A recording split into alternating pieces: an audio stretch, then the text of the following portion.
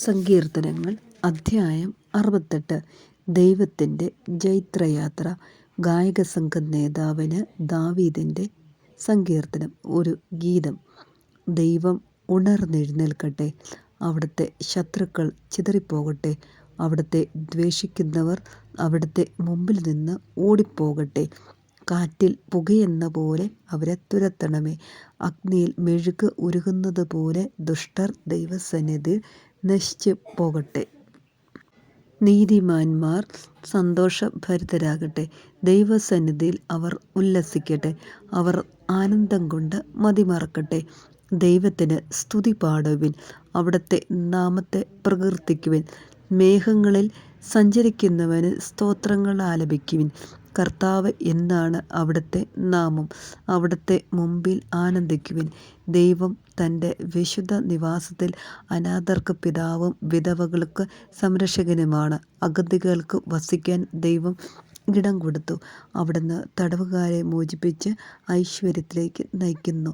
എന്നാൽ കലഹപ്രിയർ വരണ്ട ഭൂമിയിൽ പാർക്കുന്നു. ദൈവമേ, അങ്ങ് അങ്ങയുടെ ജനത്തിന് മുമ്പിൽ നീങ്ങിയപ്പോൾ, മരുഭൂമിയിലൂടെ അങ്ങ് മുന്നേറിയപ്പോൾ, ദൈവസാന്നിധ്യത്താൽ ഭൂമി കുലുങ്ങുകയും ആകാശം മഴ ചൊരിയുകയും ചെയ്തു. സീനായി പോലും ഇസ്രായേലിൻ്റെ ദൈവമായ അവിടുത്തെ മുമ്പിൽ കുലുങ്ങിപ്പോയി. ദൈവമേ, അങ്ങ് ധാരാളം മഴ പെയ്യിച്ചു. അങ്ങയുടെ വാടിത്തളർന്നിരുന്ന അവകാശത്തെ പൂർവ്വസ്ഥിതിയിലാക്കി. അങ്ങയുടെ അജഗണം അതിലൊരു വാസസ്ഥലം കണ്ടെത്തി. ദൈവമേ, അങ്ങയുടെ നന്മയാൽ ദരിദ്രർക്ക് ആവശ്യമായതെല്ലാം അങ്ങ് നൽകി. കർത്താവ് ആജ്ഞാപിക്കുന്നു, വലിയൊരു ഗണം ആ സദ്വാർത്ത വിളംബരം ചെയ്യുന്നു. സൈന്യങ്ങളുടെ രാജാക്കന്മാർ പിന്തിരിഞ്ഞോടുന്നു, പലായനം ചെയ്യുന്നു. വീട്ടിലുള്ള സ്ത്രീകൾ കവർച്ച വസ്തുക്കൾ പങ്കിടുന്നു.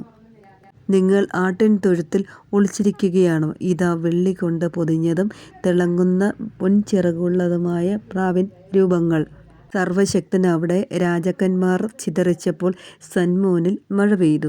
ബാഷാൻ എത്ര ഉത്തുംഗമായ പർവ്വതമാണ്, അനേകം കൊടുമുടികളുള്ള പർവ്വതം. കൊടുമുടികളേറെയുള്ള പർവ്വതമേ, കർത്താവ് എന്നേക്കും വസിക്കാൻ തിരഞ്ഞെടുത്ത മലയെ നീ എന്തിന് അസൂയയോടെ വീക്ഷിക്കുന്നു? ആയിരം ആയിരം രഥവ്യൂഹങ്ങളോടെ കർത്താവ് സീനായിൽ നിന്ന് തൻ്റെ വിശുദ്ധ സ്ഥലത്തേക്ക് വന്നു. അവിടുന്ന് ഉന്നതമായ ഗിരിയിലേക്ക് തടവുകാരെ നയിച്ചുകൊണ്ട് ആരോഹണം ചെയ്തു. കലഹിക്കുന്നവരിൽ നിന്ന് പോലും അവിടുന്ന് കപ്പം സ്വീകരിച്ചു. ദൈവമായ കർത്താവ് അവിടെ വസിക്കും. അനുദിനം നമ്മെ താങ്ങുന്ന കർത്താവ് വാഴ്ത്തപ്പെടട്ടെ. ദൈവമാണ് നമ്മുടെ രക്ഷ. നമ്മുടെ ദൈവം രക്ഷയുടെ ദൈവമാണ്. മരണത്തിൽ നിന്നുള്ള മോചനം ദൈവമായ കർത്താവാണ് നൽകുന്നത്. ദൈവം തൻ്റെ ശത്രുക്കളുടെ ശിരസ് തകർക്കും. ദുർമാർഗത്തിൽ ചരിക്കുന്നവരുടെ കേശാലങ്കൃതമായ നെറുക തകർക്കും.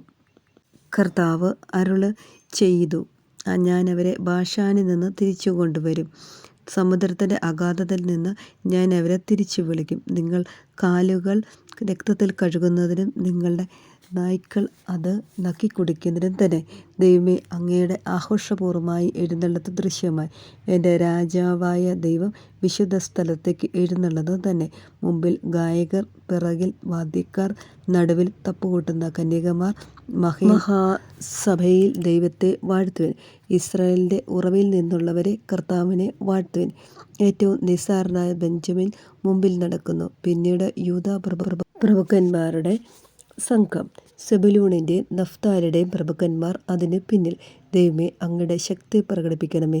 ഞങ്ങൾക്ക് വേണ്ടി അത്ഭുതങ്ങൾ ചെയ്ത ദൈവമേ, അങ്ങയുടെ ശക്തി പ്രകടിപ്പിക്കണമേ.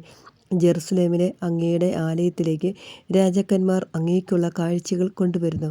ഞാങ്ങണകളുടെ ഇടയിൽ വസിക്കുന്ന വന്യമൃഗങ്ങളെ, പശുക്കിടാങ്ങളോട് കൂടിയ കാളക്കുട്ടന്മാരുടെ കൂട്ടങ്ങളെ ശാസിക്കണമേ.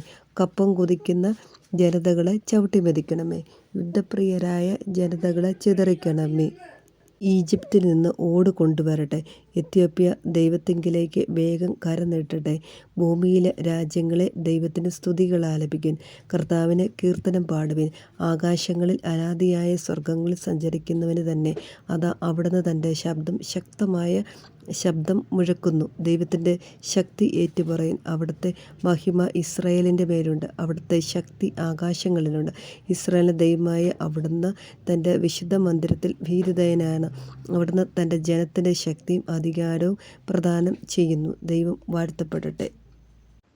ഞാൻ ഡോക്ടർ ബെസ്സി, ദിവസവും രാവിലെ 6:30 എൻ്റെ ഓഡിയോ ബൈബിൾ ലഭിക്കുവാനായി എൻ്റെ ചാനൽ സബ്സ്ക്രൈബ് ചെയ്യുകയും അനേകരിലേക്ക് ഇതെത്തിച്ചു കൊടുക്കുകയും ചെയ്യണമേ. ദൈവം നിങ്ങളെ സമൃദ്ധമായി അനുഗ്രഹിക്കട്ടെ.